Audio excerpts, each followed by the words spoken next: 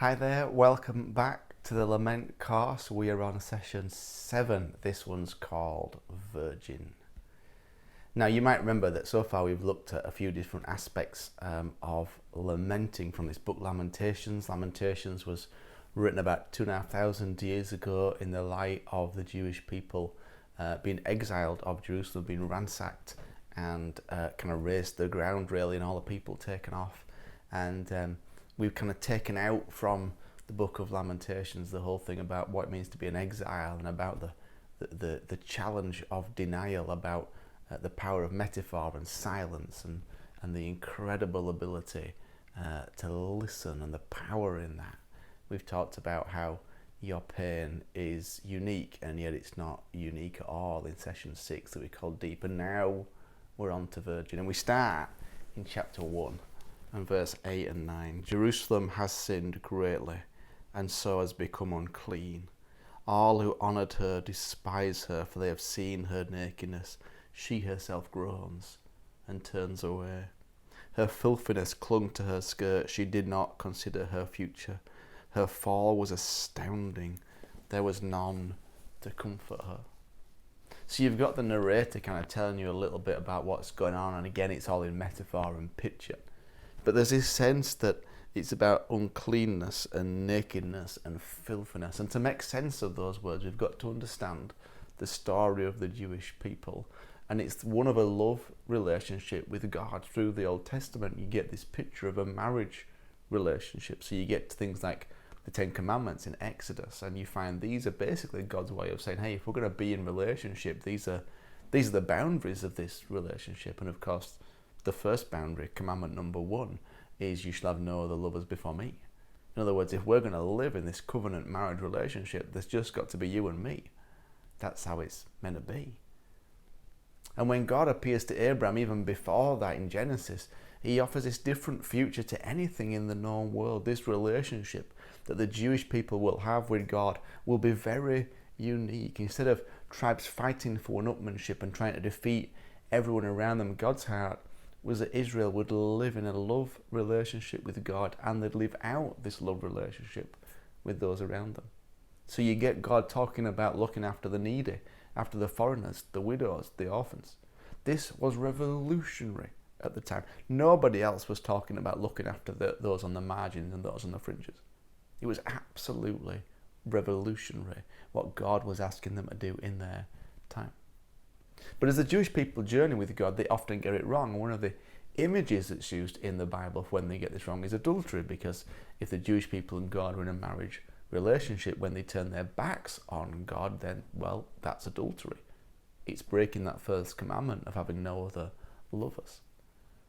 And what happens as you read through the Bible is that generally the Jewish people tended to blame God for the fact that things had gone wrong. They blamed God for the state, but of course it wasn't God that punished them. Every time they chose not to live out of this love relationship, they fell back into violence and destruction and war, and they reaped the results of what they sowed. When they didn't live from a place of love, they reaped the results. And in this situation, in Lamentations, they are the results. It's the architects, rather, of their own downfall. And part of learning to lament is asking what part we have played in the pain and suffering we have experienced. Whether there's anything we need to own that has roots in something we did. Is there something we need to learn from, take responsibility for, and make amends for? And that's what happens in Lamentations as you move through into verses 18 and 20 of chapter 1. The Lord is righteous, yet I rebelled against his command. Listen, all you peoples, look on my suffering. My young men and young women have gone into exile. See, Lord, how distressed I am.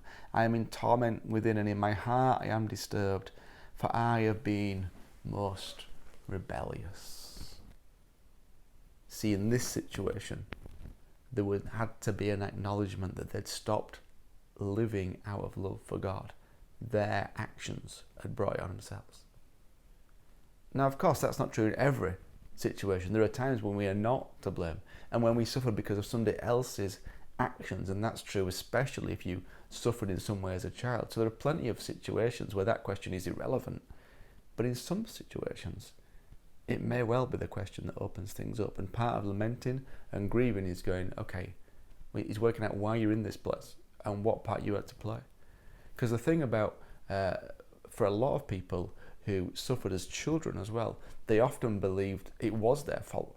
And part of their journey of lamenting is coming to terms that it wasn't.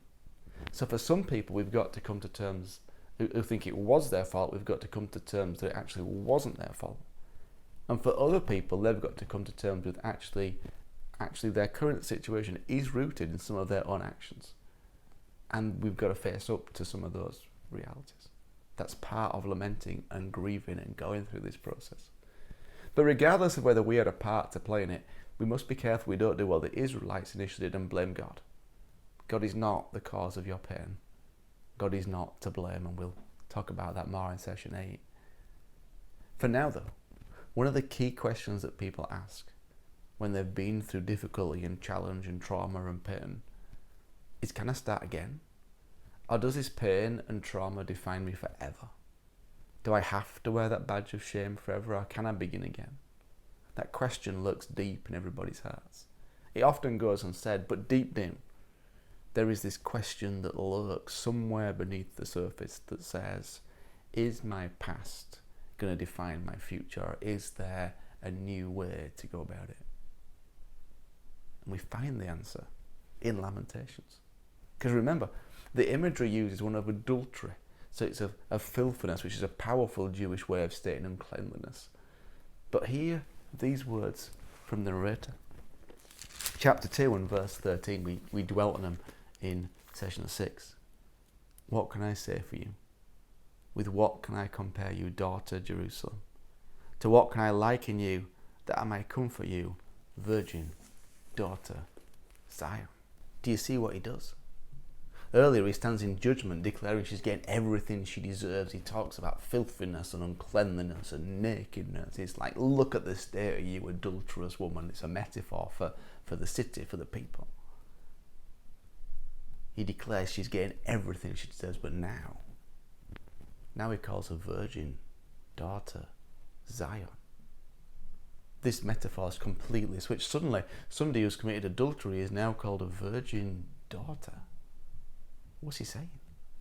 Well, essentially he says, even though you've got it all wrong, I'm not going to choose to see you as unclean. I don't see you as defiled. I see you as pure. I don't see all the wrong you've done. I see you as you are now, pure and clean and holy. Virgin, daughter, Zion, completely restored to what you were before. So when the narrator calls her virgin, daughter of Zion, he says your past is your past. We can't deny that, but we can transcend it. We can find healing in it, and we can start again. You can be cleansed and made right and start again. The pain and trauma of the past doesn't have to be the last word about you. You don't have to stay there or be stuck there, because Jesus always has a better word. This is why these poems have endured for 2,500 years, and if we're still around, they'll endure for another 2,500 years, because humans are still asking the same questions. Can I start again? Is this my life? Is this how I'm defined? Is my past my future?